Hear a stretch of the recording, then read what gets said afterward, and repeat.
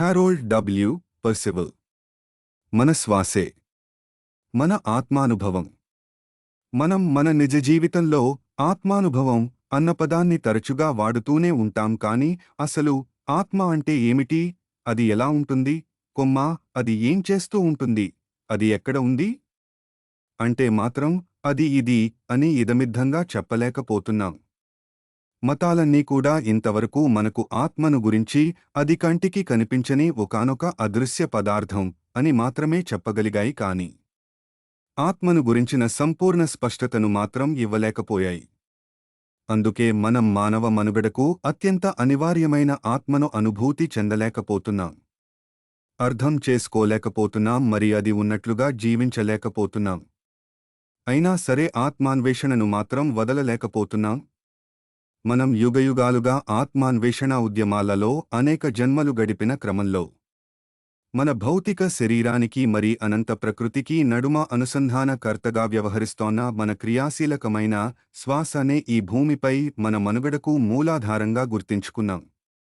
అలా మన భౌతిక శరీరంలోనే దృశ్యరూపంలో క్రియాశీలకంగా ఉన్న శ్వాసను మన మనుగడకు మూలాధారంగా మనం గుర్తించడం మొదలుపెట్టగానే అంతవరకు మన దేహంలోనే అదృశ్య రూపంలో నిష్క్రియాశీలకంగా ఉన్న ఆత్మ చైతన్యవంతమే శ్వాసను తన ప్రగతికి మార్గంగా ఎంచుకుంది. ఈ క్రమంలోనే అది ఒకానొక కర్త, డూయర్ గా తాను ఉంటోన్న దేహాన్ని నడిపిస్తూ అనేకానేక జీవిత అనుభవాల ద్వారా తనను తాను పరిపుష్టం చేసుకోవడం మొదలుపెట్టింది. అలా జన్మజన్మల అనుభవ జ్ఞానంతో పరిపూర్ణమైన ఆత్మ తనను తాను అగ్ని దహించజాలని, అస్త్రములు ఛేదింపలేని, మరి వాయువు ఆర్పివేయ సమర్థము కాని చిరంజీవి లా పరిణామం చెందించుకుని తనకంటూ శాశ్వతమైన ఆత్మసామ్రాజ్యాన్ని ఆవిష్కరించుకుంది. ఇలా శ్వాసమూలంతో కూడిన చిరంజీవత్వంతో తనను తాను రూపుదిద్దుకున్న ఆత్మ తాను నివసిస్తోన్న స్త్రీపురుష రూపాలలోని భౌతిక దేహాలను పటిష్టపరచడానికి వివిధ కోరికలతో మరి ఆలోచనలతో నిండిన మనస్సును, ఇంద్రియాలను, బుద్ధిని, తెలివిని మరి అరిషడ్వర్గాలను వాటికి జోడించే ప్రయత్నం మొదలుపెట్టింది. ఈ క్రమంలోనే కొన్నిసార్లు ఆ ఆత్మ తన ఎరుకను కోల్పోవడం వల్ల తాను సృష్టించిన ఇంద్రియాలు చేసే మాయాజాలంలో తానే చిక్కుకుపోయి జనన మరణాల దృగ్విషయంలో కూరుకుపోవడం జరుగుతోంది.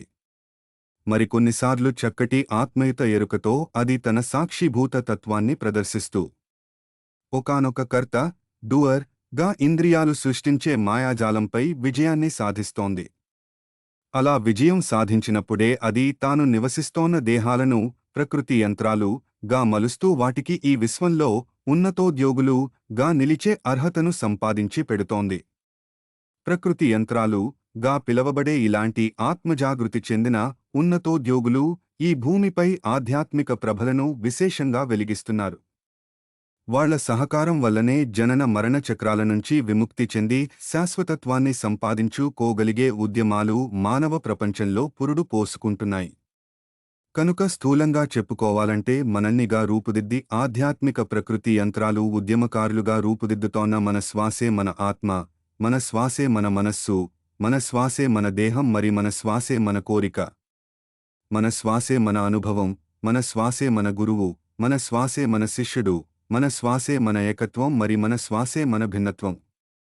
వెరసి మన శ్వాసే మనకు అంతా తానే అయి మనల్ని పరిపూర్ణ ఆత్మస్వరూపులుగా మలుస్తూ మనల్ని విశేషమైన ఆత్మానుభవాలతో పరిపుష్టం చేస్తోంది. అందుకే శ్వాసమీద ధ్యాస ఉంచినప్పుడు మనమే కర్త, డూయర్ గా మనమే, ఆలోచనాపరులు, థింకర్ గా మనమే, తెలుసుకున్నవారు, నోయర్ గా కలగలసిపోయి త్రిమూర్తి తత్వం తో నిండిన పరిపూర్ణమైన ట్రినిటీ సెల్ఫ్ లుగా రూపుదిద్దుకుంటాం. ఇలా త్రితత్వం తో నిండిన ట్రినిటీ సెల్ఫ్, త్రయీ ఆత్మ లుగా మనల్ని రూపుదిద్దడమే శ్వాసకు ప్రతిరూపంగా విలసిల్లుతోన్న మన ఆత్మ యొక్క అంతిమ లక్ష్యం. ఆంగ్ల మూలం థింకింగ్ అండ్ డెస్టినీ.